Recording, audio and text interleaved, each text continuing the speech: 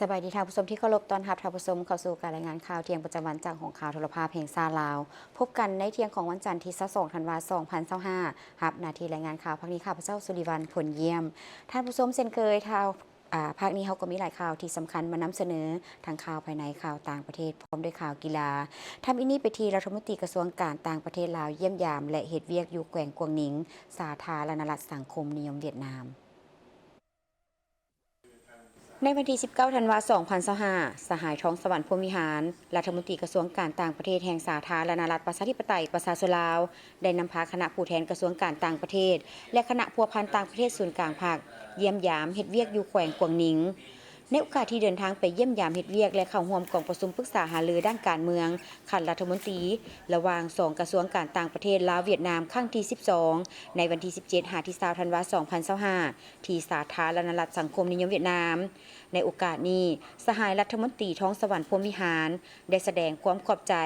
ต่อการต้อนรับอันอบอุ่นและมีความปิติยินดีที่ได้มีโอกาสนำพาคณะพบปะเฮ็ดเวียกกับสหายนางจิงทิงมิงแทง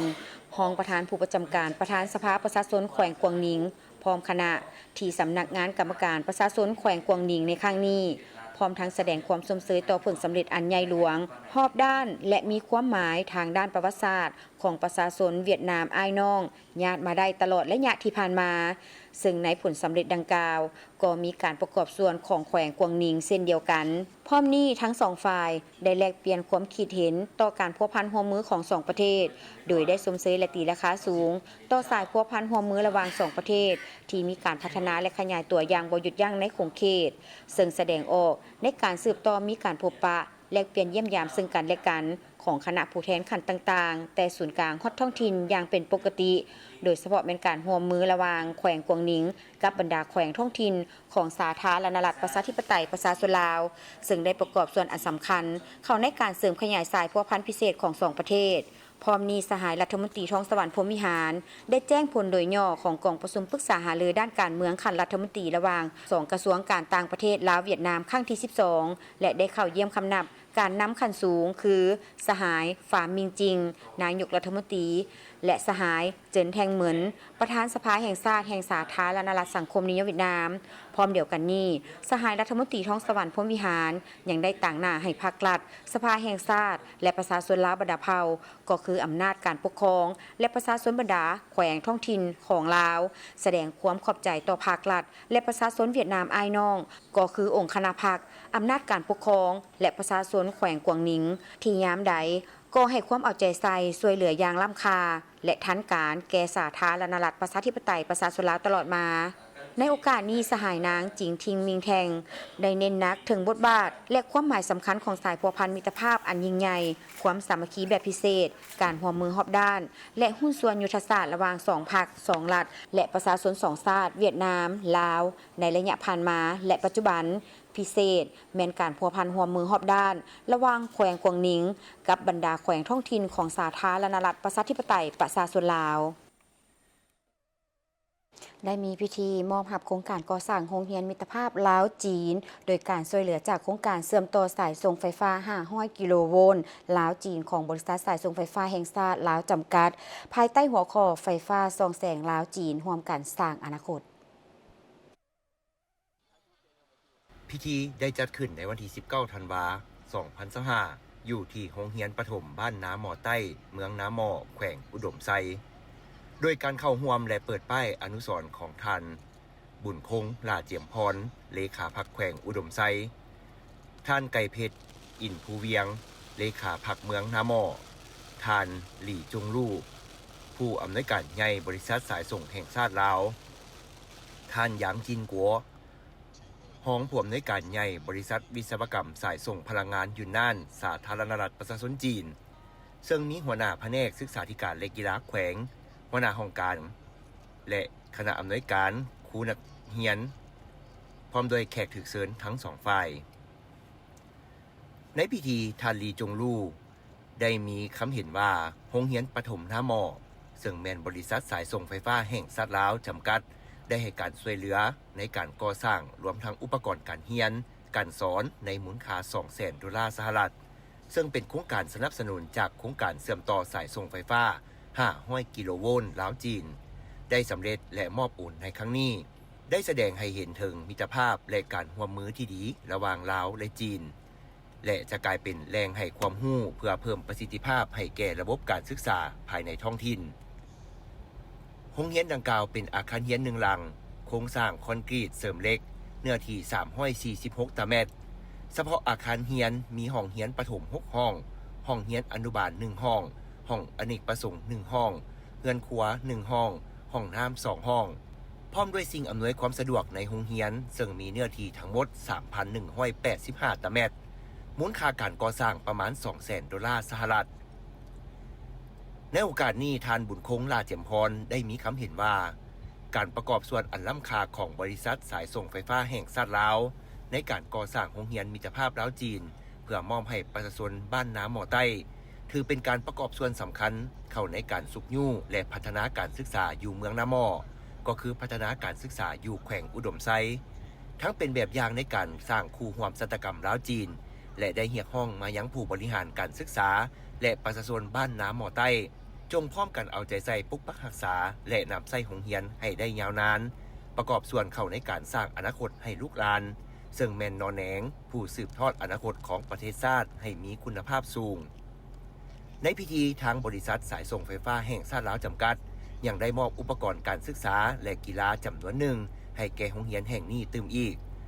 พร้อมนี้คณะนำของแขวงบริษัทและแขกถึกเซินก็ได้ร่วมกันปลูกต้นดอกจำปาซึ่งเป็นแสงแห่งจำปาเป็นสัญลักษณ์ของมิตรภาพที่เลิกเซิงและยืนยงระหว่างลาวจีนจากนั้นคณะนำของแขวงก็ยังได้ไปเยี่ยมยามโครงการเชื่อมต่อสายส่งไฟฟ้า500 กิโลโวลต์ลาวจีนที่เมืองน้ำมอซึ่งมาฮอดระยะนี้แม้ได้สำเร็จการก่อสร้างไปแล้ว80 กว่าส่วนห้อยได้มีพิธีมอบรับระบบคุ้มครองข้อมูลวัฒนธรรมดิจิตอลแมนผลสำเร็จของการร่วมมือระหว่างลาวและสาธารณรัฐเกาหลีภายใต้โครงการการสร้างระบบบริหารและคุ้มครองข้อมูลข่าวสารทางด้านวัฒนธรรมและยกระดับขีดความสามารถของบุคลากรแขนงวัฒนธรรมอยู่สาธารณรัฐประชาธิปไตยประชาชนลาวโดยการเข้าร่วมของทานวันศรีกวมมัวรองรัฐมนตรีกระทรวงวัฒนธรรมและการท่องเที่ยวทานลีดงยู่รองเอกอัครราชทูตแห่งสาธารณรัฐเกาหลีประจำสาธารณรัฐประชาธิปไตยประชาชนลาวมีหัวหน้ากรมแผนการและการปฏิบัติงานศูนย์วัฒนธรรมอาซีสาธารณรัฐเกาหลีพร้อมภาคส่วนเกี่ยวข้องเข้าร่วมท่านวันศรีกวมมัวได้กล่าวว่าการมอบระบบคุ้มครองทรัพยากรวัฒนธรรมดิจิตอลในครั้งนี้แม้นมากผลแห่งการร่วมมืออย่างจริงใจระหว่างสปป.ลาวและสาธารณรัฐเกาหลีเพื่อเฉลิมฉลองวันสร้างตั้งสายพัวพันการทูตครบรอบ30 ปีให้มีเนื้อในอันลึกซึ้งโครงการดังกล่าวมีมูลค่าทั้งหมด300 ตื้อวอนดำเนินเป็นระยะเวลา4 ปี 2022-2025 ได้ประกอบส่วนสำคัญให้แก่แขนงวัฒนธรรมของลาวโดยเฉพาะการนำใช้อุปกรณ์ที่ทันสมัยเพื่อคุ้มครองเก็บกรรมและรักษาข้อมูลทางวัฒนธรรมด้วยระบบสร้างเงื่อนไขความสามารถและให้ความสำคัญต่อการจัดตั้งปฏิบัติโครงการปกปักรักษาหนังสือใบลานของลาวที่ใกล้จะสูญหายให้เป็นข้อมูลดิจิตอลและบ่เพียงแต่แม่นการช่วยเหลือทางด้านอุปกรณ์เท่านั้นแต่แม่นการยกระดับขีดความสามารถของบุคลากรลาวให้ก้าวกับทันยุคทันสมัยดิจิตอลอย่างแท้จริงเพื่อรับประกันระบบดังกล่าวให้สามารถรับใช้ได้อย่างมีประสิทธิผลและยืนยงทั้งสองฝ่ายได้ลงนามบันทึกความเข้าใจโดยเน้นใส่ด้านมาตรฐานเทคนิคสากลด้วยความปลอดภัยและสามารถและการเป็นเจ้าของข้อมูลและความยืนยงหลังการมอบตามพันธะใน MOU จะแม่นความรับผิดชอบของฝ่ายลาวพร้อมนี้ยังได้เปิดงานวางแสดงที่12เป็นบุญประเพณีซึ่งแม่นผลงานการค้นคว้าความหมายที่แท้จริงของที่12มรดกที่มีชีวิตของลาววิถีชีวิตการเป็นปางบุญอันศักดิ์สิทธิ์ตลอด12 เดือนในวันที่ 18 ธันวาคม 2025 ที่ผ่านมากระทรวงยุติธรรมได้จัดกล่องประชุมปาฐกถาวันสากลเพื่อรืบร่างความรุนแรงต่อแม่หญิงและแม่และเด็ก25 พฤศจิกายน 2025 กล่องประชุมภายใต้การเป็นประธานของทานคำพันธ์บุญภาคมรองรัฐมนตรีประธานคณะกรรมาธิการเพื่อความก้าวหน้าของแม่หญิงแม่และเด็กของกระทรวงยุติธรรมมีบรรดาหัวหน้าและห้องกรมผู้ต่างนามมูลนิธิเอเชียและสมาชิกแม่หญิงอ้อมข้างกระทรวงยุติธรรมเข้าร่วม ท่านคำพันธ์บุญภาคมได้กล่าวว่าเพื่อแก้ไขปัญหาความรุนแรงต่อแม่หญิงเด็กแม่หญิงได้สวมใส่การป้องกันโดยได้เอาการมีส่วนร่วมของเพศชายในการป้องกันความรุนแรงต่อแม่หญิงภายในบ้านและครอบครัวกิจกรรมดังกล่าวเน้นใส่การสร้างความเข้าใจเกี่ยวกับอำนาจที่มีเท่าเทียมกันระหว่างหญิงชายซึ่งเป็นหากเหง้าความรุนแรงความเป็นชายที่เป็นบวกสุขภาพและเจริญพันธุ์และสุขภาพทางเพศเพื่อป้องกันความรุนแรงและส่งเสริมสุขภาพและสิทธิเจริญพันธุ์ของแม่หญิงนอกจากนั้นยังเฮ็ดหน้าที่โฆษณาเผยแพร่นโยบายรัฐธรรมนูญกฎหมายและสนธิสัญญาสากลต่างๆที่เกี่ยวข้องกับสิทธิของแม่หญิงและเด็กน้อย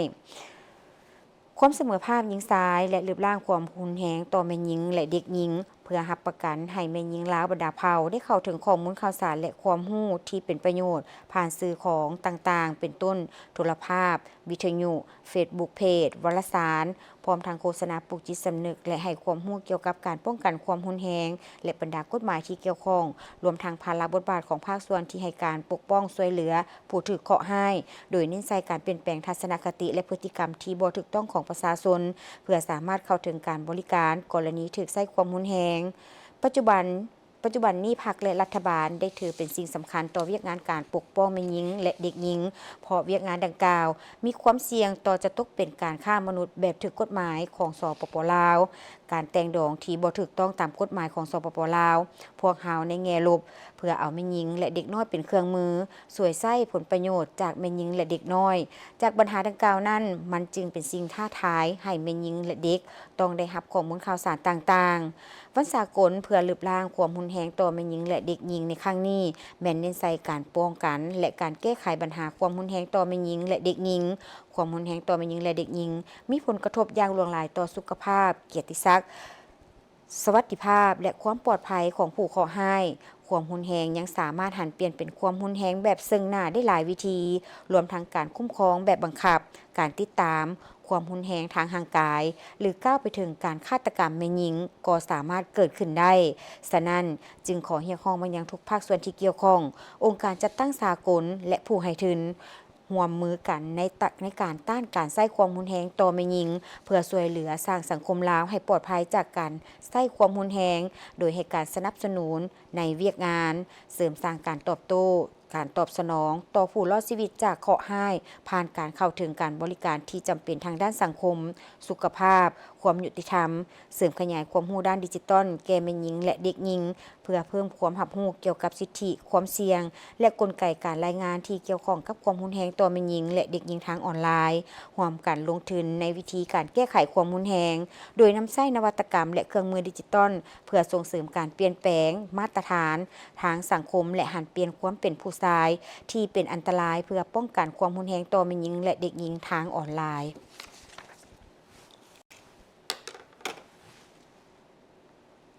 ชาวกสิกรจำนวนหลายสนใจในการปลูกหัวดุกเดือหรือหัวผูกสายพันธุ์ลาวจงจิ้งยาโมยี่เพื่อเป็นสินค้าสร้างรายรับให้แก่ครอบครัวในวันที่20 ธันวาคม 2025 ที่หอวัฒนธรรมแห่งชาติบริษัทดวงดาวสวรรค์จำกัดผู้เดียวได้จัดสัมมนาเกี่ยวกับการปลูกหัวลูกเดือหรือหัวผูกสายพันธุ์ลาว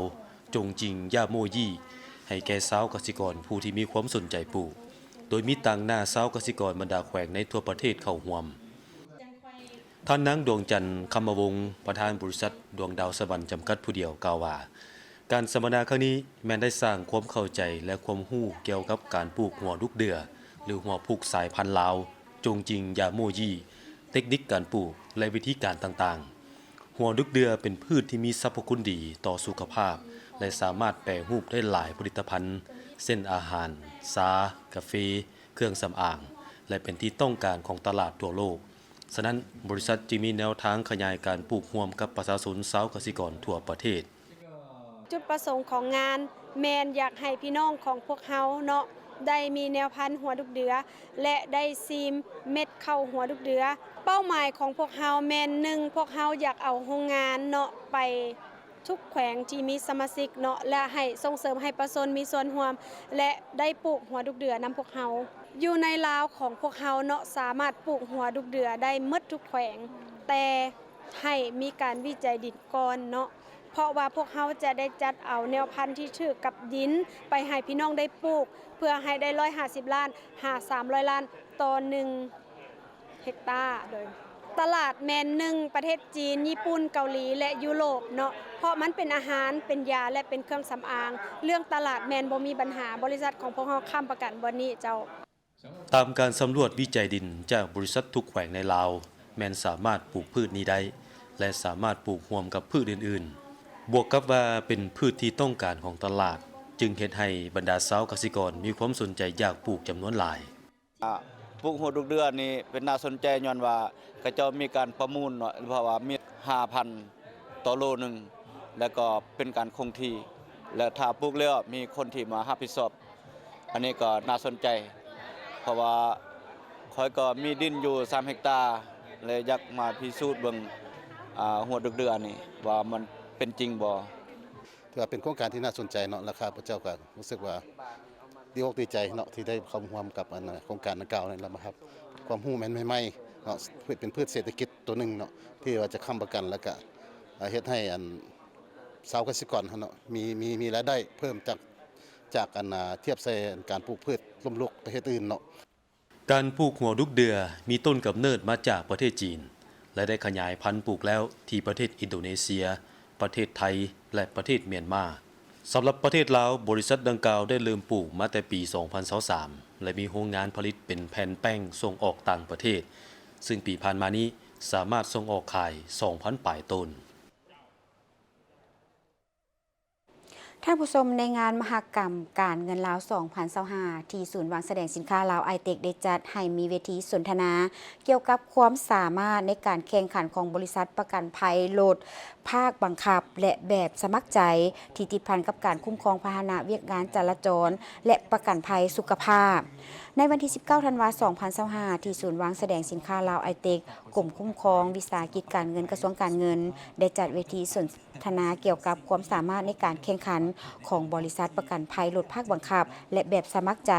ที่ติดพันกับการคุ้มครองพาหนะเวียกจราจรและประกันภัยสุขภาพในงานมหกรรมการเงินลาวปี 2025 ลาวมันนี่เอ็กซ์โป 2025 ที่ศูนย์วางแสดงสินค้าลาวไอเทคเวทีสนทนาดังกล่าวเพื่อเป็นการส่งเสริมธุรกิจประกันภัยโดยเฉพาะประกันภัยสุขภาพเพื่อเป็นการปลุกระดมมวลชนให้มีความเข้าใจที่ถูกต้องต่อแนวทางนโยบายของรัฐและการเข้าถึงการบริการของบรรดาห้องหมอคลินิกต่างๆและผลประโยชน์ที่ติดพันกับกา